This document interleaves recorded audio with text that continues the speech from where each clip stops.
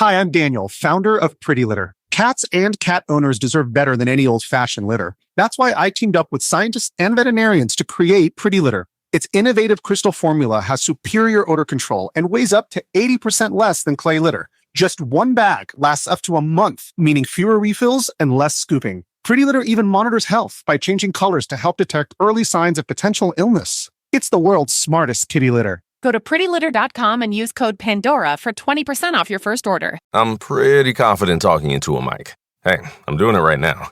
But home projects? I second guess everything. Is that noise normal? Is that water damage? Who do I even call? That's where Thumbtack comes in. Just upload a photo or voice note, and it uses AI-powered search to match you with the right top-rated local pro. So instead of guessing, you get clarity and can hire with confidence. For your next home project, try Thumbtack. Hire the right pro today. And now, the next chapter of the Serta Counting Sheep. Hey, Uncle Number One, why aren't we counting anymore? Let me tell you a story. Long ago, Serta invented the perfect sleeper mattress. Oh, no. Oh, yes. It says the all-new Serta Perfect Sleeper with the Q4 support system has 4-in-1 perfectly interlinked coils that help relieve aches and back pain for perfect sleep night after night. We'll never get counted again. Nope. Serta, we make the world's best mattress. I don't know if you know this about me, but I am a big-time fan of OTR, old-time radio. In fact, back in my radio days, I created a radio theater where we would do live shows, and we would shoot the guns in the air and break the glass and make the horses run with coconuts. And it's a really fun medium. And before podcasts, legendary radio director Hyman Brown pioneered this immersive audio storytelling through what he called the theater of the mind. And after television became dominant, this style of storytelling largely disappeared. But in the 1970s, Brown revived the art with the acclaimed CBS Radio Mystery Theater, bringing together top writers and actors to create compelling audio dramas. So if you're interested in this, like I am, you need to check out the podcast, If You Please, Hyman Brown's Radio Mystery Theater, which brings back classic mysteries from the CBS Radio Mystery Theater. This podcast features episodes sourced from Hyman Brown's original master recordings preserved by CUNY TV. New episodes of If You Please drop every Thursday from Radio Drama Network and CUNY TV. Listen wherever you get your podcasts. To get the Crime Writers on After Show right now, go to patreon.com/Partners in Crime Media. I'm Rebecca Lavoie, and this is Crime Writers On.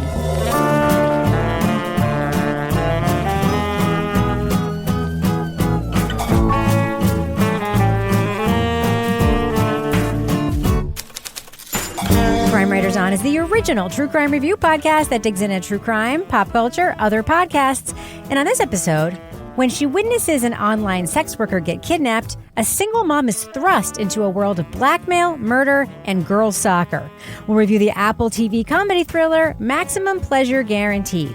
Joining me to get that done and more is true crime author, TV journalist, and host of These Are Their Stories podcast, my husband and love of my life. It's Kevin Flynn. Hello, Kevin. Hello, Rebecca. Also with us, private investigator, certified pet detective, resident cat lady, and author of The Final Curtain, it's Laura Bricker. Hi, Laura. Hey, Rebecca. And finally, sitting in for our captain of all things cynical is the host of Wait For It, our all-around favorite podcaster, Ronald Young Jr. Hey, Ronald. Hello, Rebecca, Kevin, Laura. It is me, Ronald Ball. Ronald Ball. How would you classify or talk about the experience of guesting on this show and being part of the Crime Writers On universe in general? Because you're also on These Are Their Stories quite a bit. You know, your audience is so kind, and every time they show up and I'm out in the wild or I'm at a conference or something, someone will come up invariably and be like, I heard you on Crime Writers On. Really? Which is always, yes, it's one of the fun ways that I realize that, like, me getting to talk about pop culture is out in the world. And as I always say to y'all, like, this all started with a cold email from a guy that was just like, hey, can I be on These Are Their Stories? I be talking about pop culture. And y'all were like, heck, sure. We could give this guy a shot.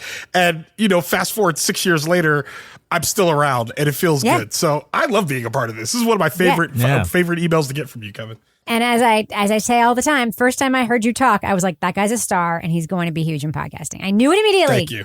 Thank you. I was happy to be right.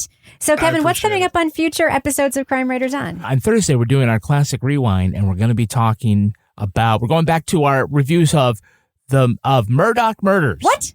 Yes.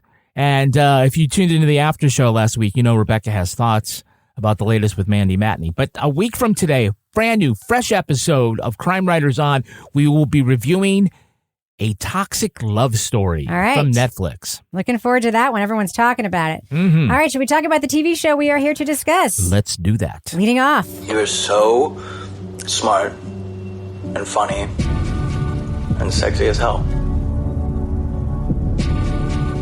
Yo. Coming! Hold on one second, okay? Wait, who's somebody? I don't know. It's Dora. Paula's cybersex session with camboy Trevor is interrupted when he's abducted on screen. Police believe the kidnapping is a scam.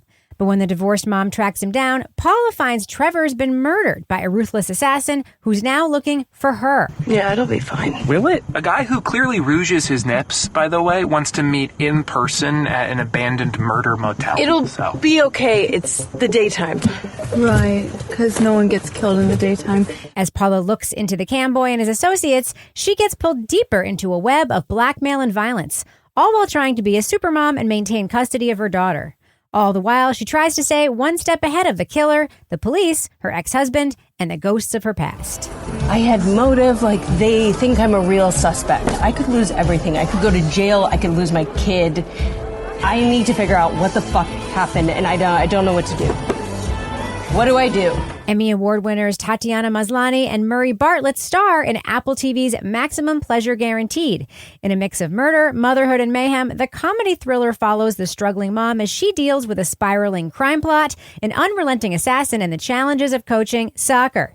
Spoiler alert, we're going to be talking about plot points from Maximum Pleasure Guaranteed, so if you want to remain spoiler-free, go to the estimated time code in our show notes for our thumbs up or thumbs down reviews. So there's a lot of genre blending going on here, Laura. Mm-hmm. Sometimes we like that. Yeah. Do we like it here? So Widow's Bay did a great job with genre blending. Here we have crime thriller, mystery, comedy, fucked up, desperate housewife situation.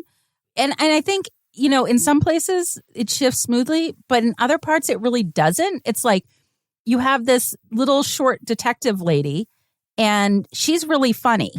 Your ex sounds like a real jerk. Not always, but yeah. Lately, yeah. Marriage is a marathon.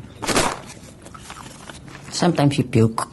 She would be really funny in that New Zealand show on Amazon. I can't remember the name of it, but the one where they're like the two detectives and they're out, and it's kind of a quirky, offbeat, humorous mystery.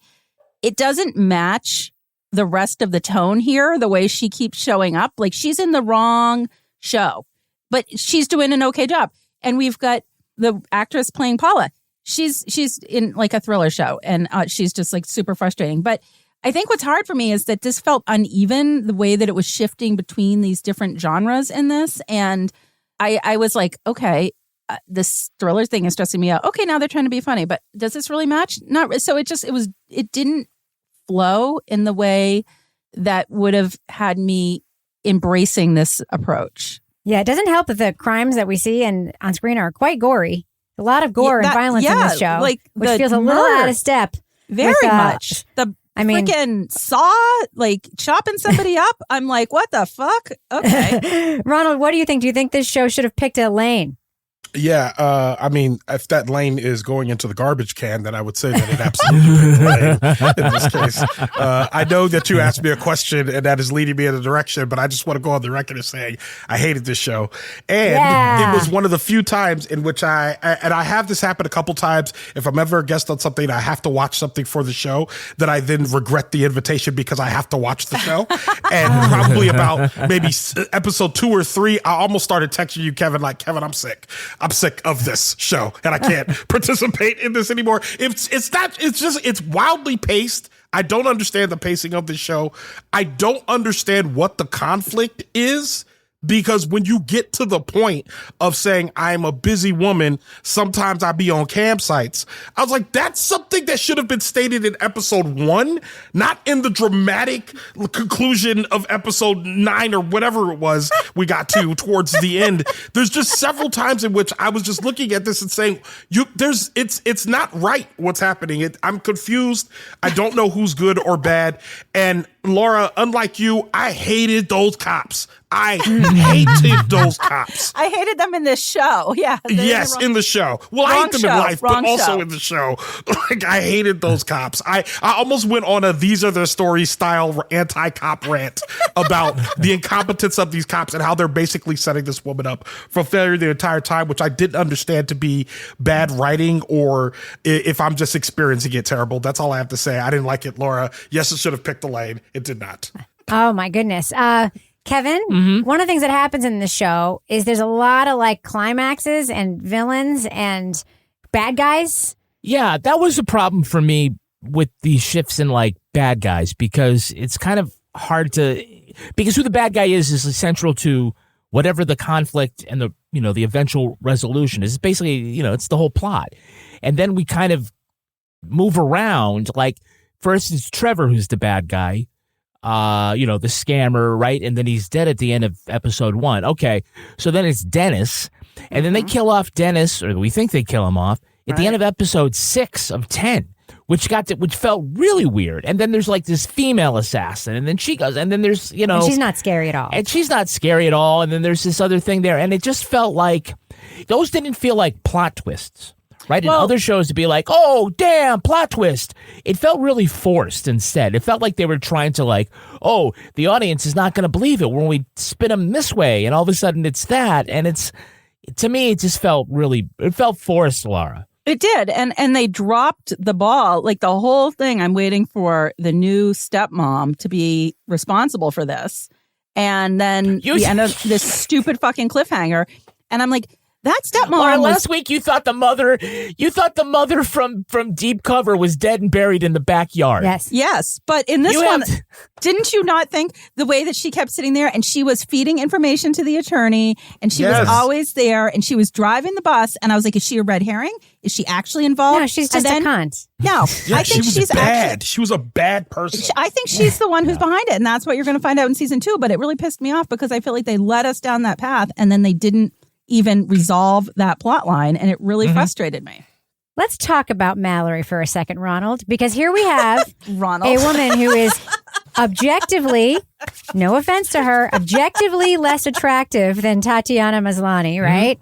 Yes. Objectively meaner, objectively less funny. Yes. And clearly has like your kid is going to be my kid agenda. What is the deal with this guy? How are we supposed to feel about this character? I hated her. Oh. Like I just yes. I don't. Amen. And they didn't make it clear. I felt like the show was uncertain about where she stood, but for me, it wasn't just this is my child's father's new partner. Friction happening here. Sometimes, like, if I've had too much wine the night before, I can get really foggy the next day, like, forget my keys or my phone. I mean, had you been drinking maybe? Or is that why? Like, you have a fun night the night before? No. You know I had Hazel last night. Oh, yes. If that had been the case, then yes, we could have dealt with it. Would have been a different interaction between the two of them. But it just seemed like she was a malevolent force in all of their lives. Yes. In the child's life, in Jake Johnson's life, in whatever her name is, the main character in her life. You know, like Paula. In Paula's life. She was just a malevolent force in all of their lives.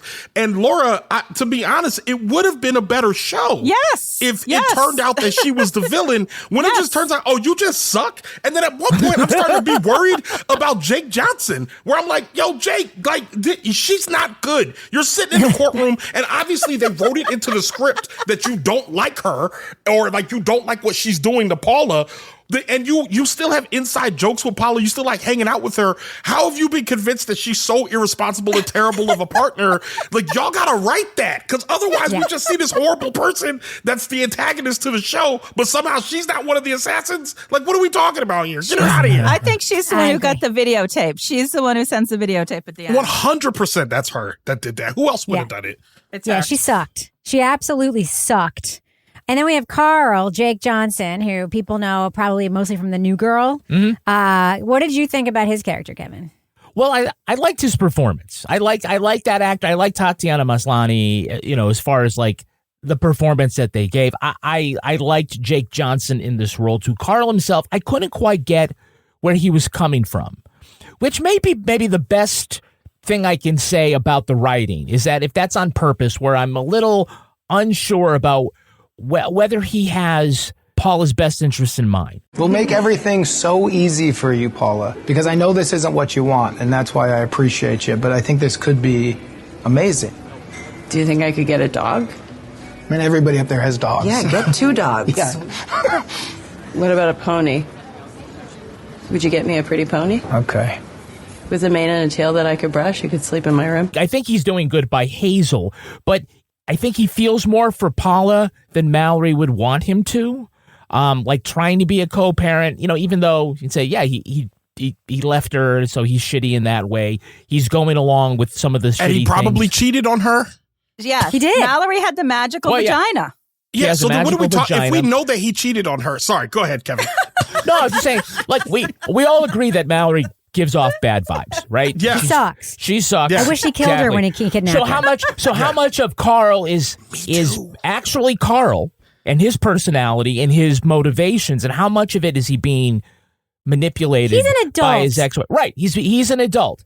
Right, is he fighting because he wants to fight for Hazel, or is he fighting because he's doing Mallory's fight? Now, it was a really interesting scene at the end once Paula gets her groove back, where she tells Carl that, like, hey, I'm Hazel's mother. I'm not your mother. It throws the words back to him about, like, lock your shit down or whatever it was. And I think that was probably the truest thing said to that character. And that I was like, oh, okay, yeah, he's a little different. But I think all these characters, every one of them, it felt to me like they did episode 1 as a pilot and then came back to episode 2 through 10 like a year later, and then just sort of reverse engineered who everybody was and what the whole mystery plot line was. It felt sort of like plugged in backwards. We don't even see Mallory in the first episode, right? So, like, is Jake supposed to be the bad guy, like 100% bad guy? And then we get to the rest of the rest of the series. I don't know. I thought he was an interesting character because I didn't quite know where he was coming from. All right. I felt like they were writing this as they went along. I felt like it was like that horrible, shocking, heartbreaking, transformative podcast where it was like, let's just see what happens if I put some fuckery together and have people fuck with other people and then make this character make the worst choices character could possibly make at every turn, including putting 10 million Band-Aids on a thing that she will definitely get tetanus from. Yes. And giving her the stupid, non-existent, in these days, job of being a fact checker in a department of fact checkers at a failing magazine. I'm sorry, if you don't work at the New Yorker, you are not working as the head of a department of full-time fact checkers. That is not a thing unless you work for a good, profitable magazine that is not about to go Who's under. buying all those red pencils, though? Also, there's a weird thing where it takes place in Brooklyn and it has no sense of place at all. Like the whole time I was like, this has got to be filmed like in Vancouver or some shit, right? Because that's what it looked like. It was very bland, like we're somewhere, who knows where. And they just kept throwing in names of like New York streets and like. They kept CGI in like airplanes. Yeah, and it was like near the airport. I'm like, near what? I guess they're talking about JFK. Like, this is weird. It's Queens. They were in Brooklyn. Oh, Brooklyn. They were in Kings County. Remember when we went to court in Kings County? It was like, so they just kept throwing stuff at it, and I'm like, these people do not feel like New Yorkers. That school does not feel like a New York school. That apartment is not a New York apartment. She works at a magazine that's failing. It has a department of, like, it really felt like it was being written as it was going along. I felt like it was being written like as one of those creative writing seminars where like somebody writes a paragraph and the next person writes the next paragraph and the next person. Oh, choose your own adventure. Yes, and it's a bummer, Ronald, because there are, as Kevin hinted, like decent performances in this. Murray Bartlett is brilliant actor, and he's scary when he's in this. Fucking scary. And Tatiana Maslany, we know her from Orphan Black, in which she played like 7,000 characters. Like, she's really good, right? Yes. She did what they asked her to do. She did what the script asked her to do. And I feel like when you're an actor and you do that, you should not be penalized for that. Mm-hmm. Do you think she's going to win an Oscar for TV? No. What? No. All right. Okay. I don't like that this keeps coming back. This is my least favorite recurring. No. I will say one other thing though is the about the writing it as they go. Yeah. I feel like when you got to episodes 2, 3, 4, whatever, there's characters that I did not like that were becoming overdeveloped, meaning that we were spending way too much time with them. There were periods of time where I'm just wondering why I'm still spending time with the cops. I'm wondering why I'm still spending time with the coworkers. And then I realized it's because the show doesn't really have a perspective, meaning that normally when a show like this happens, it's from one person's perspective. But they chose everyone's perspective here, which means we get all of this information about everyone. And I'm like, I shouldn't know anything about this serial killer. I shouldn't know anything about the cops. I should only know what they're doing when they show up to be cops and how it's ruining one person's lives. But because they didn't make that choice, it 100% feels like they're making it up as they go and writing it on the fly.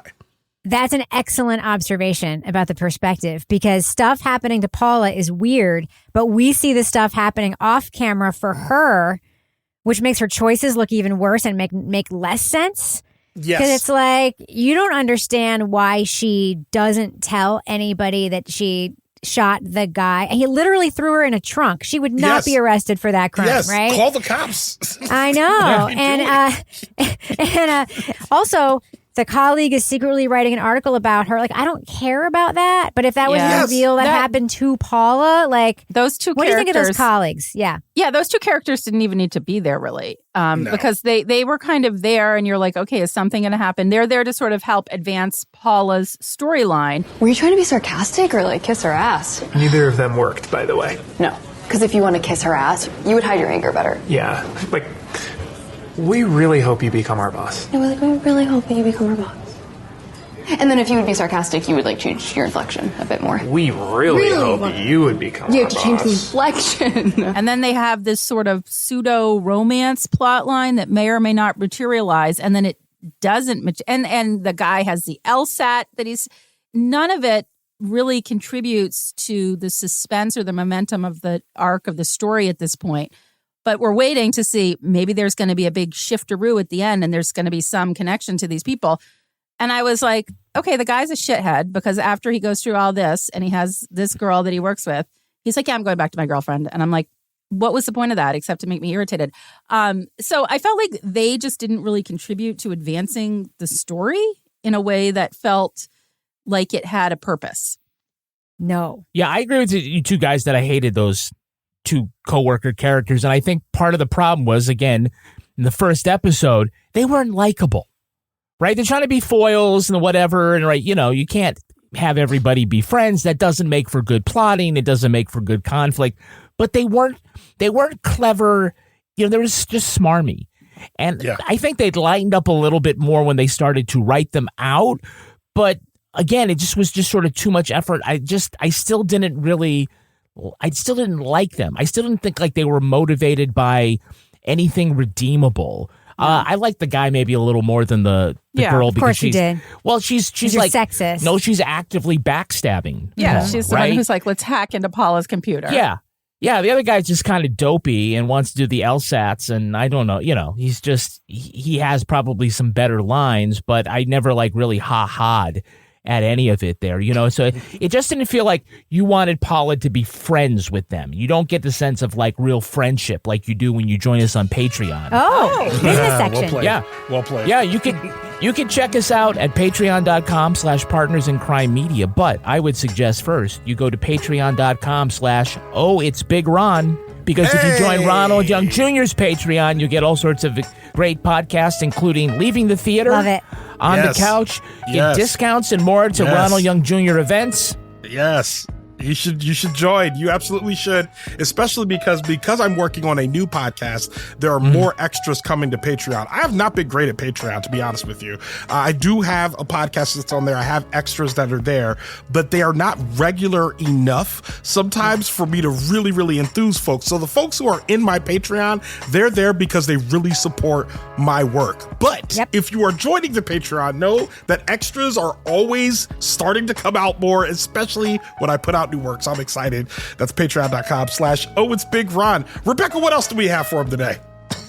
Well, if you go to patreon.com/Partners in Crime Media, you seem really happy with yourself. Yes, you do. You seem really happy with yourself, Ronald. Yeah, all right. Self-satisfied. Okay, Carl. I'm sorry. You can get exclusive content at the leading off level with us. You get the Crime Writers on After Show, Toby Ball's Deep Dive Book Club podcast, our Advice podcast, Married with podcast, and Rebecca and Mel's True Crime podcast, Some Things Off. If you join us as a Bricker Scaler, you get all that, and Laura Bricker's Leave It to Bricker podcast, in which Laura solves mysteries, or at least mysteries to her, in her quaint AF town of Exeter, New Hampshire. Laura had a whole bunch of, speaking of bonus episodes, Laura did part 1 of Chaos at the Condo Board, and then we had a 4th of July episode, and then we had a bonus episode for her run to home where she raised money for veterans and their families, and now we got episode 2, part 2 of Chaos at the Condo Board. Laura Bricker, is there anything about your life that we don't know? Well, I mean, you don't know about my OnlyFans account yet. No. Oh, all right. I'm just kidding. Super.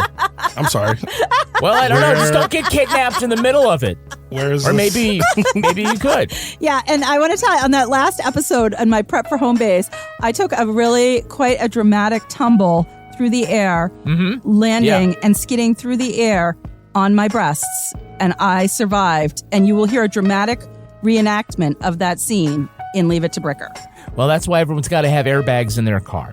If you join us at the Let's Do What We Do level, you get episodes of Crime Writers on early and ad-free. And if you're a deep diver, you will get all of that and be an exclusive sponsor of Toby Ball's Deep Dive Book Club podcast.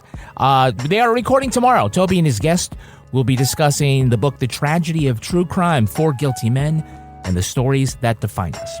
Now, I'll also ask you one other thing you can do is you can sign up for our newsletter at crimewriterson.com. So good. Put your email address in. You'll get every week. You'll get Crime Writers on behind the scenes. You'll get summaries of our reviews. You'll get the Cat of the Week, the Crime of the Week, the Post of the Week, and new merch included in our new merch.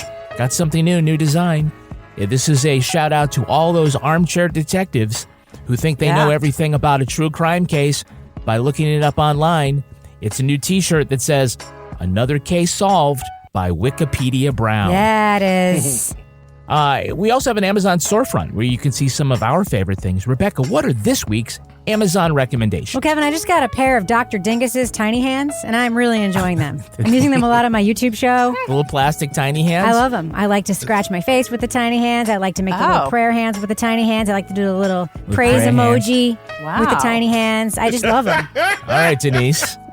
Fantastic. Yeah, I love them. I'm channeling my inner Denise. Ronald, I don't know if you can top little tiny hands, but can you tell us, while Toby's away, what are your listener-inspired deep cut recommendations? Well, I have 2 for you, and I hope you're ready. The first one is the Deeper, Better Inflatable Duck Pool Float with lights, solar pool, inflatables, duck floaties for adults. 42 inches, large animal swim tube ring pool float with fast valve summer beach pool lounge 1-pack.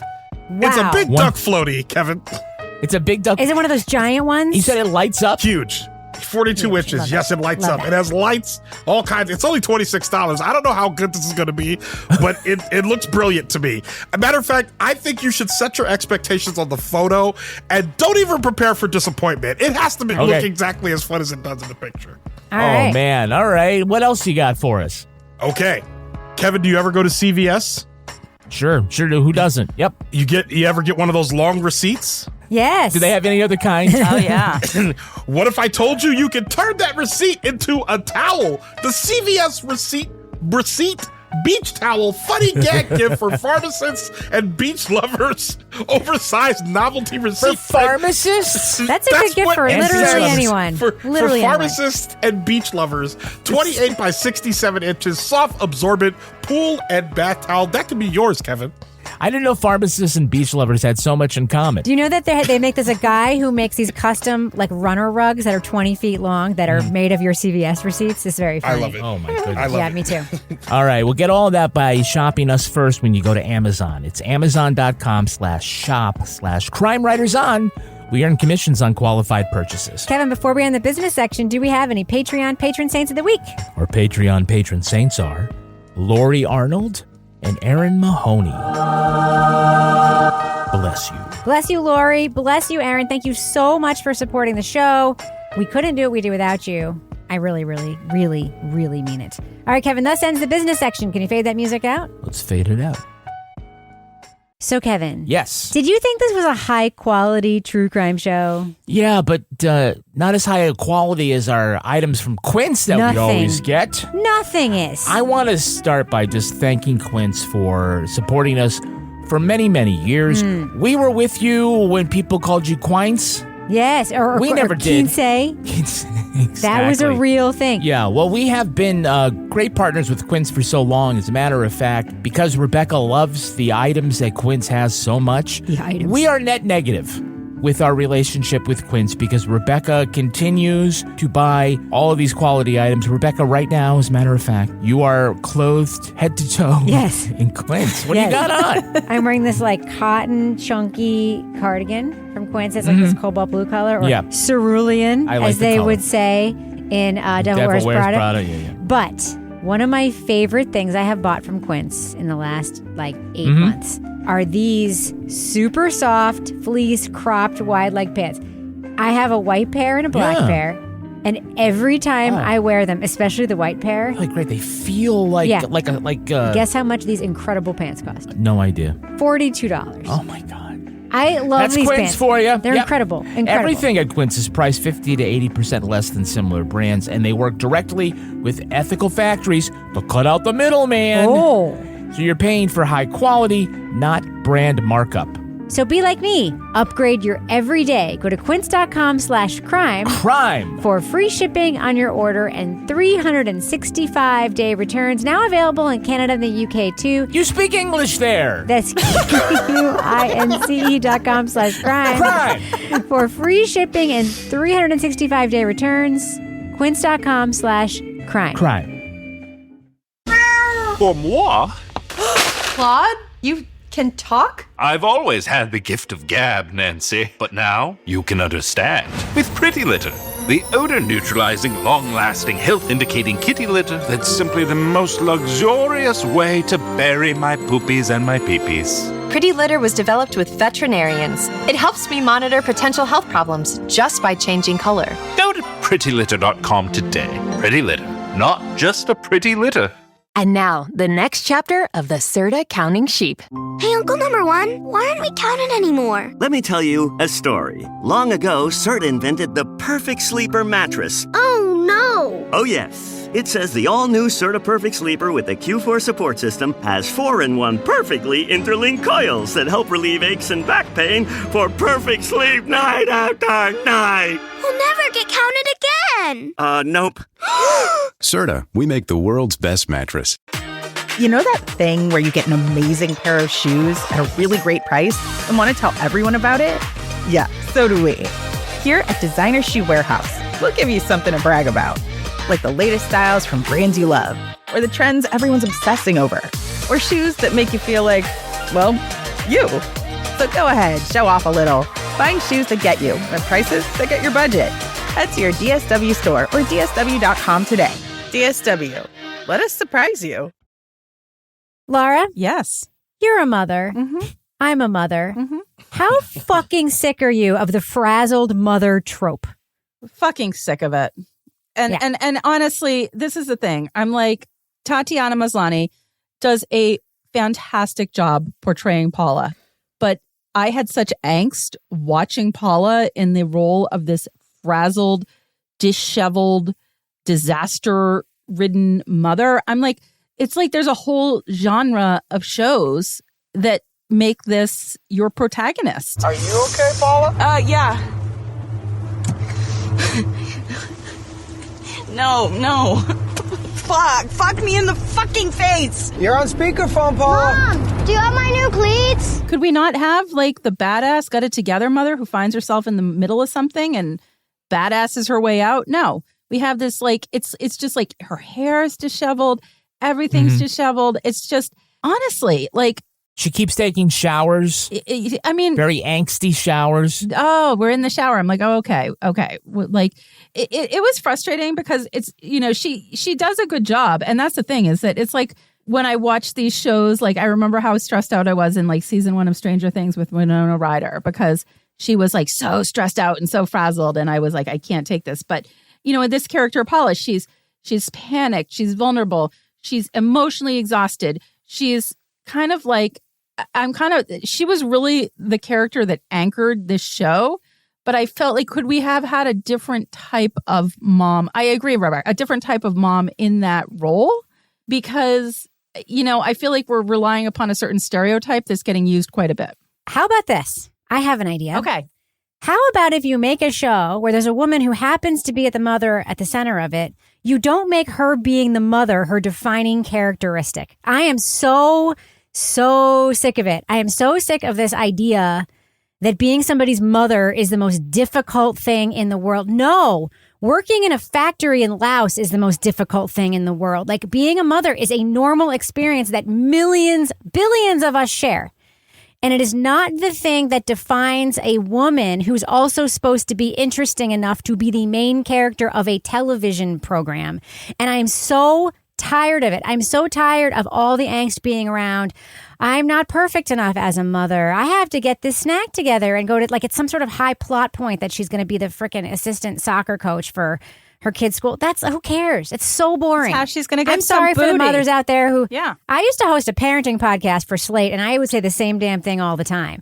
Like, making your whole personality or drawing a whole character around the trials and tribulations of motherhood, unless you're talking about health, unless you're talking about something that's distinctive about motherhood, that's different than what everybody else experiences, it should not be the main facet of a character in a fiction plot that's supposed to be so exciting that it has guns, heads exploding, arrests, corporate villains. The fact that becomes a central focus and theme makes me crazy. It's so anti-feminist. I hate it so much. Ronald, what do you think about the fact that a corporation turned out to be the evildoer here, like at the last minute, without any nodding to that in any way throughout the whole series? Okay, so I want to address that, but I want to say one last thing about motherhood, even though I'm not a mom. All right. Careful. Wait for it. No, see, that's why I was like, no. It's not what you think. It's not what you think. Wait. It's not what you think.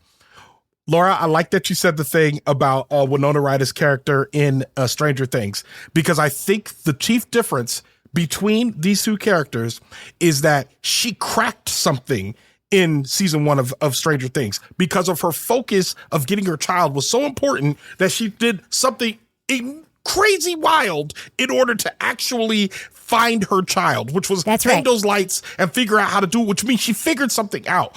I think this would have worked if they would have let Paula be really, really good at something. And she kind of was. She was really good at fact checking. And if that part of it would have come into focus much earlier and been such a recurring theme that we're like, wow, she's really busy, but she's really good at her job, and this is what's actually going to save her in the end, I think it would have worked a lot better. But instead, they just made motherhood as almost not just something that was hurting her, something that was dragging her down in a way that, like, I was like, I don't want to watch this. I want to watch her be good at this and be a good mom. The corporation of it all, when we get to the end of it, what are we doing here, y'all? Right. Like, of course the corporation's the bad guy. We know that. Like, what? This isn't new. Why are you standing on a golf course talking to an executive and that's the main villain? That's like, you pull the mask off and there's no pointing to it whatsoever. As you said, Rebecca, no pointing to it at all. They didn't tell us this. It just shows up and we're supposed to accept it. And I'm like, well, duh. But if that's the case, that could have been Elon Musk. You might as well just put Elon Musk on the golf course and say, he he did this. And I would have been like, yep, okay, great. If you're not going to point to it, then it doesn't matter who it is. It could just be amorphous blob. Like in Mr. Robot, they literally call E-Core Evil Core. And that's it. We know it's the stand-in for Google, for Apple, for everything that's bad, right? So like you get to this and they say that that's the bad guy. I'm like, duh, I'm only watching this because Kevin made me. So why would you? That's right. That's right. I agree with what you said about she had a superpower, and the superpower, we don't know it's a superpower until like episode 9. It's so stupid. It's so stupid. And what you said about Winona Her superpower is competence? Her superpower is competence. Competence porn is hot. Competence. We need competence. And also, she, by the way, Rob, remember, she's better at that job than those other two fuckheads. That's right. Correct. The chuckleheads. Yeah. Correct. For some reason, this magazine has 3 fucking fact checkers who are sitting around writing books on their spare time. Someone's got to get up and go get the coffee. It's ridiculous. It's so ridiculous. We don't so need Kevin, all of y'all. Yeah. There's some jarring scenes in this, especially some jarring scenes around violence and death. Are there not? Well, I thought that the idea of getting rid of somebody by putting that expanding spray foam in their mouth, I thought that was gnarly. That was awful. It was definitely the most original screen killing I've seen in a long time. Horrible nightmare.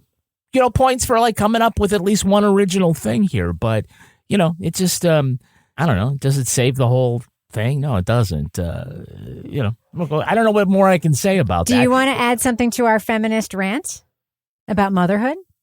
Oh, well, I mean... You watch out. Yeah, no, here we go. I wrote down something about... I did think that the scene where she was on the stand and she gave that speech, I thought that was well done. Again, we keep saying that, for a lead actress here who's an award winner and does an okay job with the script that she's given, she's unable to elevate the whole show. We were one person. We shared blood. We shared oxygen. We were totally connected in every way. So I know what she needs. She needs to be here. By herself, giving that speech. That's probably the best part, is there's no other of these chuckleheads around her character that she needs to interact with. She gets a monologue. And I thought she did great with it. I thought it was well written, because like you said, the whole trials of motherhood with the judgment and everything. I mean, she's literally trying to come up with letters to show the judge, right? And doing whatever she can. Okay, I'll coach the soccer team just so that these other basic bitches will write me a letter to the judge, or what, that seems to be a theme. And I don't know if they played it really well or whatever. I mean, I guess it was just something there. They came up with a lot of sort of different pieces, and they said this would be good in it, and this would be good in it, and this theme, and this kind of character, and we'll put this kind of twist in it. They've never seen anything like it, and none of it sort of really gelled. Yeah. The only thing good about that scene to me was that she normalized going on the internet for sex. That's interesting. That's an interesting thing to and write. I think it should have happened earlier, Rebecca. Yes, right? You're absolutely right. Yes. Like she had a lack of shame around it. She normalized it, and her lack of shame was the most interesting thing about her character in the early episodes, I thought. And I'm like, I love when the lawyer's like, you masturbated while your daughter was asleep in the other room, and the other lawyer jumps up and says, couples have sex while their children are asleep in the other room. I'm like, damn, you're right. That's right. We got to put these kids to bed. We do disgusting things when our kids We're just waiting for them to go to bed. Okay. That's All right. Mom and Dad, I don't want to know. I don't want to visualize that right now. All right. I don't even mind that y'all do it. Y'all like emphasized it in a way that I didn't like. That's what I didn't like. Wait, about that. Like, do it, have fun. Like, the marriage is sacred, the bed undefiled, but don't drag us. You like drug us in there with you. We don't want to be in there with you. Kids are gone. I don't care if they're up or not. Yeah, it's the dogs that are the problem. The cats. Cats always get in the way. Cats always get in the way. Yeah, they'll My watch. goodness. They'll Don't sit there and watch.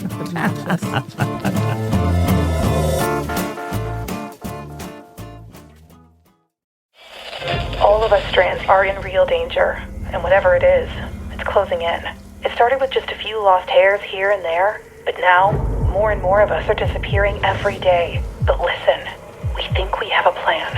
A way to stop the shedding. Pantene Abundant and Strong. Go now. It's not too late. Pantene Abundant and Strong. It's a 3-step system that reduces hair loss by 85%. Only the strongest will survive the shedding.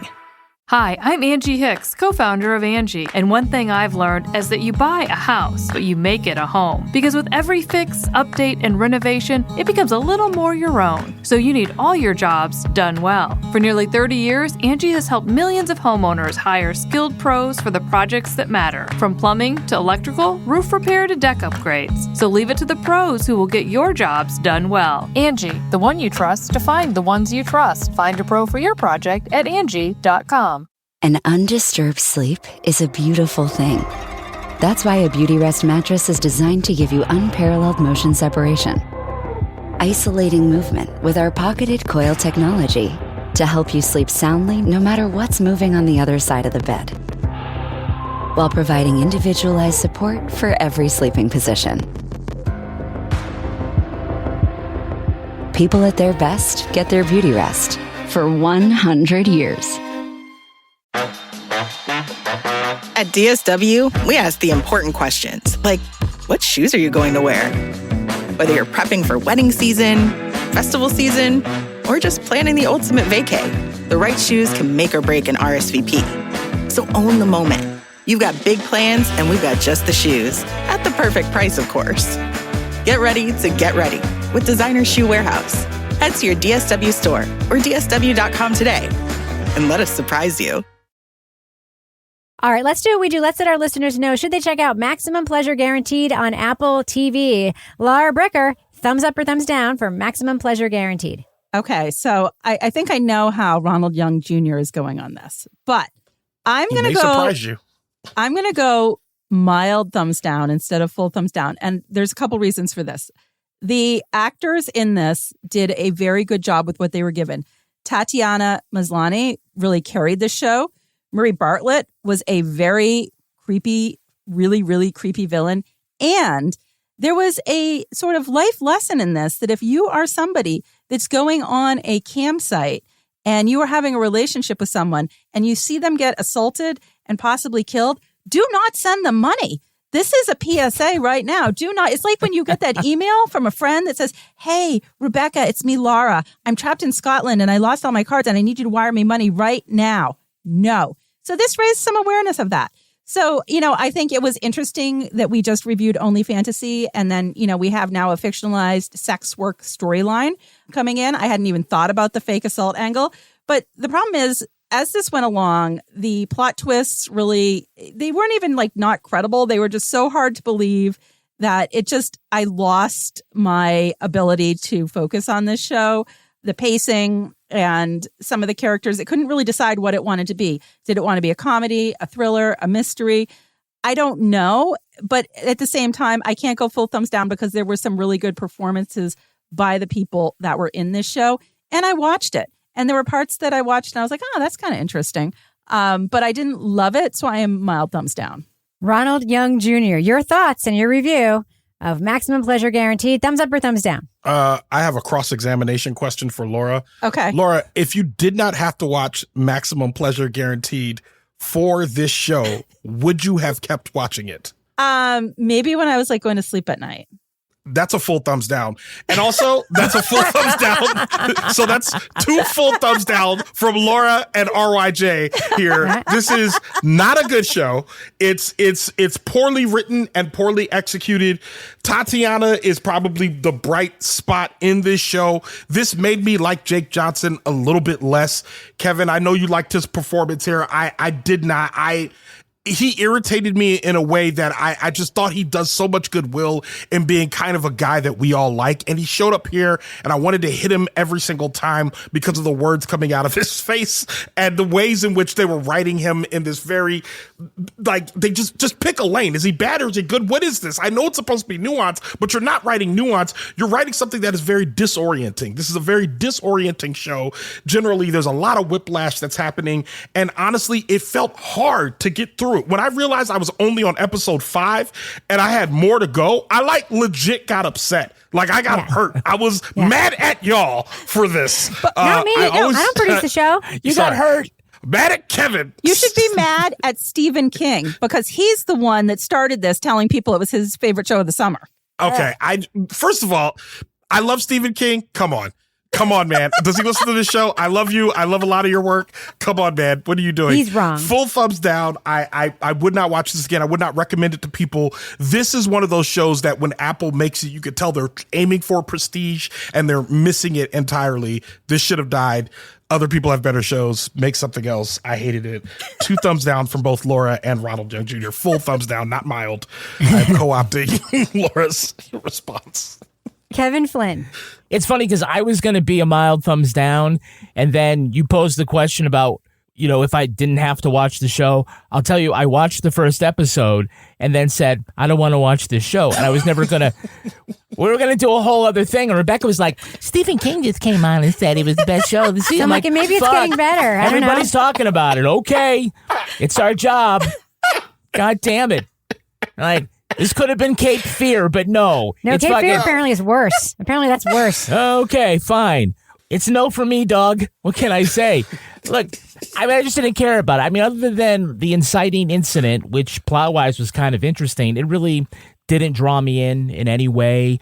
It did feel like we had episode 1 was the pilot, and nobody thought really it was going to get picked up. And we got to reverse engineer this whole mystery, and the whole Bible of the series just felt very forced. There were things that were trying to be huge twists that just felt forced. And then they've left a bunch of plot points unresolved so they can be a season 2, but they just feel more like it was left incomplete as opposed to intentionally being left that way. It just felt like they just didn't want to tie up something. A lot of it just felt forced is what I think. I think what I'm trying to say is this felt forced, right? It wasn't great.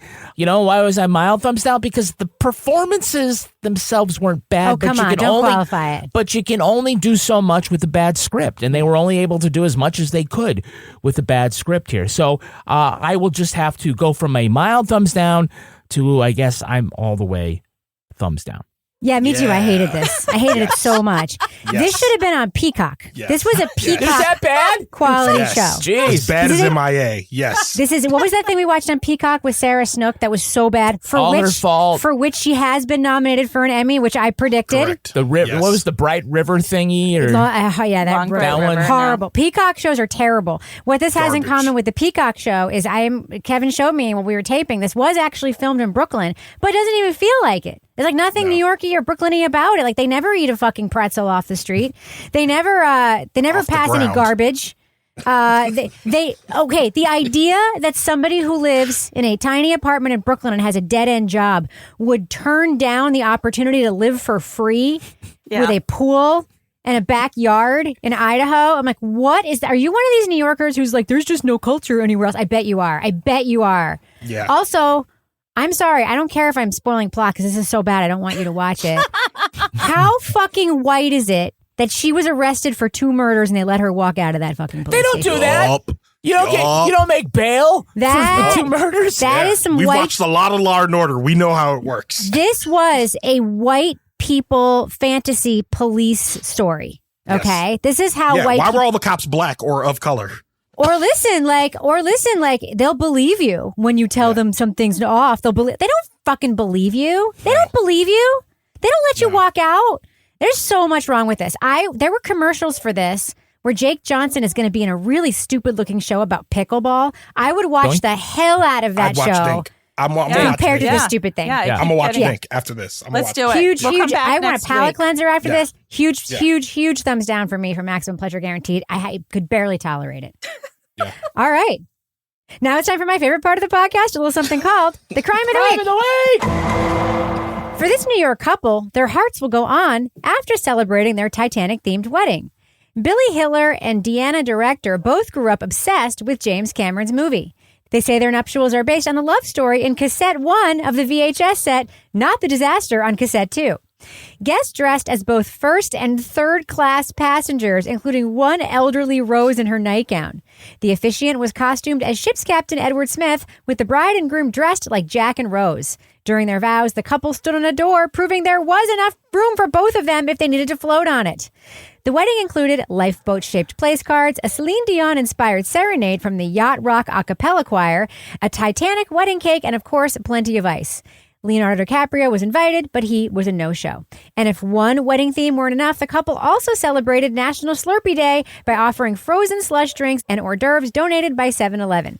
So all aboard, panel. What was the highlight of this Titanic-themed wedding? What do you think, Laura Bricker? I think it was when the bridesmaid caught the bouquet and yelled, "I'll never let go." What about you, Ronald? What's the highlight of this Titanic-themed wedding? I don't know if I would call it a highlight, but there was a pretty tense moment of method acting between some of the immigrants and non-English speaking guests and the first class passengers as they were battling it out for the lifeboat cake. Yes, there were. The lifeboat cake. What do you think, Kevin? It was everybody getting to be drawn like the French girls. Oh, I thought you were going to say it was the car sex. I was thinking about that. Yeah. You're like, oh, what happened in the back seat of my Model T? Ew. All right, Laura You had to Bricker. wait for the kids to go to bed for that one. Oh, no. All right. Laura Bricker, before we end the show, do we have a cat of the week this week? Our cat of the week is from Katie Nelson, who sent it in the official Crime Writers on podcast discussion group. And it's her very cute little dog. I know, Rebecca. And it's a dog that's living. And it's a dog that's not dying of cancer or any other ailment. And Katie says, I want to share a picture of my dog. He's named Quince, sitting on his new Quince bamboo quilt. Yes, I made sure to choose CWO during checkout. Thanks, Katie. Nice. We appreciate that. All right, Laura Bricker, folks want to reach out to you and tell us what other promo codes they've used from the show. How can they find you on social media? You can find me at OnlyFans. No, I'm just kidding. You can find me at Laura Bricker. You can find me where? You can find me at Laura Bricker on Instagram and Blue Sky. What about you, Ronald? How can you be found and heard on the internet? You could find and hear me watching and listening to Laura's OnlyFans. Yes. And also, when I'm done with that, you can come find me on Instagram, TikTok, Threads, and Letterboxd at Oh It's Big Ron. That's at OHITSBIGRON. Stay tuned to all of my feeds, all of my channels. I'm working on something new. I'm about to announce it. It is coming any day now. I'm very pumped to tell you about it. Stay tuned, especially to the Wait For It feed, but more soon. I'm very excited. All right. What about you, Kevin? How can you be found? Yeah, I'm at Kevin P. Flynn, and the P stands for Maximum Pleasure Guarantee. It doesn't. I can attest to that. All right. I'm Reb Lavoie, and you can find me everywhere. Oh, my goodness. That went right by me. So unselfish all the time. Sorry, Kevin. He's so unselfish. Yes, that's what I'm a giver. He's a giver. All right. Oh, my God. You can find me everywhere at Reb Lavoie. You can follow the show everywhere at Crime Writers On. You should join our Facebook discussion group, and you should sign up for our newsletter. It's awesome. Get everything we make at patreon.com/partnersincrime. There's a lot of value there, more than 1,000 podcast episodes, and lots of other stuff, too. Our theme song was composed and performed by Ty Gibbons, and the editor is Kevin Flynn. He's the producer, too. This show was recorded in the Caitlin Rogers Project Studio, also known as Studio C, The Closet, in our New Hampshire basement, where we also bring a box of donuts to soccer practice. I'm going to glaze that donut. Ugh, on behalf of all the crime writers, thanks so much for listening. We will catch you later.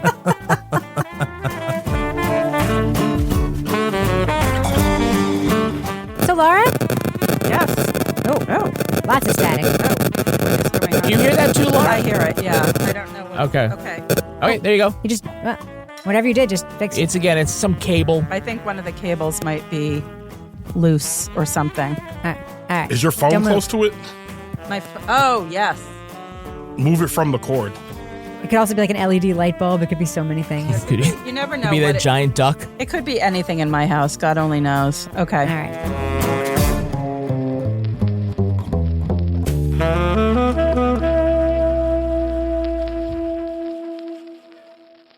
Partners in Crime Media.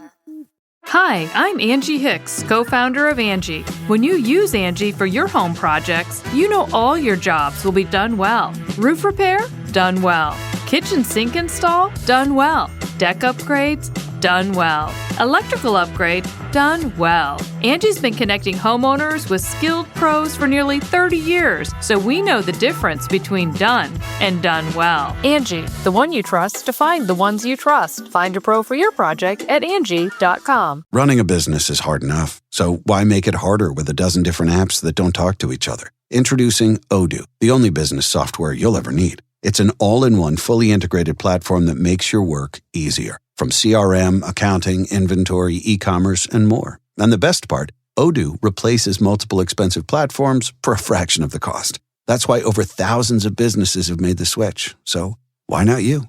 Try Odoo for free at odoo.com. That's ODOO.com. In the U.S., there's a break-in every 26 seconds. But when intruders step near, Simply Safe Home Security steps up. Stop. This is Simply Safe. Police are on the way.